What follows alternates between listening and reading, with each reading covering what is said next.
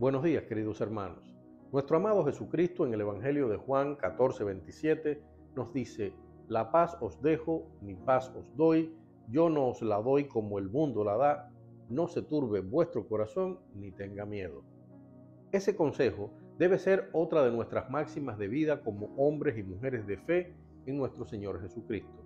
Somos herederos de una paz que no se parece a ninguna otra paz, una paz absoluta, incorruptible, eterna, una paz indescriptible. Yo mismo, que como escritor y periodista me muevo en el mundo de las palabras, no he podido nunca describir con exactitud esa paz que ha caído sobre mí en algunas ocasiones de mi vida. Y sé que muchos de quienes escuchan podrán contar anécdotas sobre ese estado espiritual de paz, ese abrazo de paz que hemos recibido de nuestro Padre Celestial en momentos límites de nuestras vidas, justo cuando más lo necesitábamos. Digo esto porque, cumpliendo esa comisión que nos dejó Cristo, recordemos, id por el mundo y predicad el Evangelio a toda criatura, debemos permanecer, movernos, actuar en un mundo donde nos ven como bichos raros, como fanáticos subnormales. Y este mundo está lleno de horrendas noticias por todas partes. En Estados Unidos, país que muchos consideran el reino de la democracia y la prosperidad, el diablo se encarga de perturbar la paz mediante una violencia que se ensaña con la gente en todas partes, incluidas las escuelas, donde cada cierto tiempo alguien enloquecido dispara y mata a niños y jóvenes. En África, las guerras étnicas y religiosas no han dejado de ser una plaga y cada año se llevan la vida de centenares de miles de personas. Guerras, por cierto, que son tan letales como el hambre y las enfermedades que asolan esas tierras. En la usualmente tranquila y desarrollada Europa, el extremismo fascista y el extremismo comunista se dan la mano, inestabilizando las naciones. Pero también en esta zona del mundo se vive una terrible guerra que este 24 de febrero cumplirá 2 años y que, según algunos analistas, amenaza con ampliarse a otras naciones de la región por el apoyo que algunas naciones de Europa y la OTAN le brindan a Ucrania en su lucha contra la invasión de Rusia. Y en el Medio Oriente, la guerra desatada por el grupo terrorista Hamas contra Israel y la consecuente reacción de Israel para acabar con Hamas en Gaza, además de provocar ya cerca de 30.000 muertes, la mayoría inocentes, se va expandiendo peligrosamente hacia otras naciones y es literalmente un polvorín que puede estallar en cualquier momento. Y en Asia, China, Japón y las dos Coreas intentan imponer sus discursos hegemónicos, hablándose incluso de una amenaza de respuesta nuclear por parte de la comunista Corea del Norte. Como vemos, queridos hermanos, vivimos en un mundo donde la violencia, la muerte, las catástrofes naturales, la hambruna provocada por la mala gestión humana y también por el imparable crecimiento de la población, las diferencias entre ricos y pobres, las injusticias sociales, los extremismos de toda índole, todo, queridos hermanos, está diseñado por el enemigo de Dios para quitarnos la paz. Y suele escucharse, en un lado, a muchos hermanos en la fe hacerse eco de ese fatalismo, tener miedo por lo que pueda pasar, al punto de que sus vidas pierden el equilibrio que como seres humanos necesitamos para algo tan simple como vivir. Y por otro lado, muchos pastores se desgañitan en los púlpitos de nuestras iglesias anunciando el fin, lo cual está bien, porque recordemos que Cristo nos pidió que estuviéramos atentos a las señales del fin. Pero muchos de esos pastores equivocan el mensaje a los hermanos de un modo tan sensacionalista y tan alarmista que en vez de alertar, asusta, desequilibra, quita la paz de Dios a esos hermanos que escuchan sus mensajes. Un reto que tenemos los hijos de Dios es justamente mantenernos en paz en estos tiempos, difundir en nuestro entorno esa paz.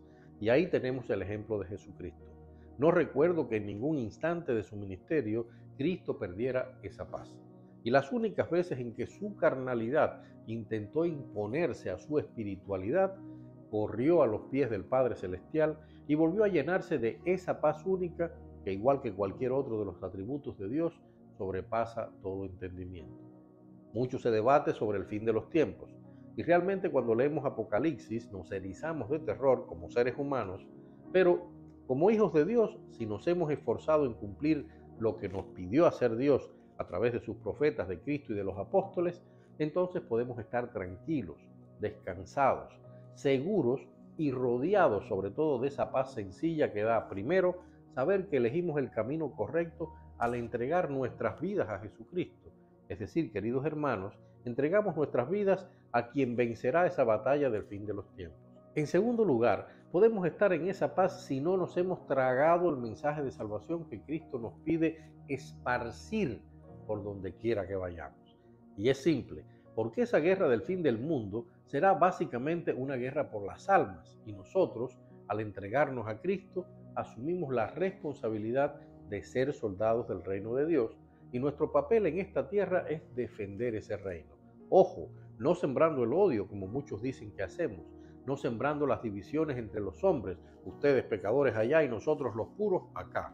No, eso piensan muchos de nosotros, pero nuestro llamado es a extender el amor del Padre y que ese amor sea descubierto primero, entendido y abrazado por quienes en este mundo no han conocido todavía a Dios. Recordemos lo que nos dice el apóstol Pablo en Romanos, cuando nos explica con palabras muy claras cómo cumplir con la gran comisión que nos ordenó Cristo.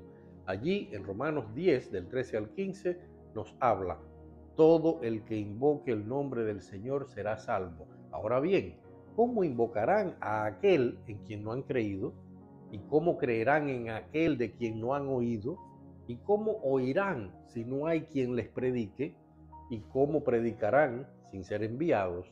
Así está escrito. Escuchemos esto, queridos hermanos, que hermosos son los pies de los que anuncian las buenas noticias. Hermosos pies, buenas noticias. Eso no es odio, eso no es división, eso no es condenación, eso no es juicio. Eso es simple y llanamente amor. Ser emisarios de la paz de Dios. Finalmente quiero señalar algo.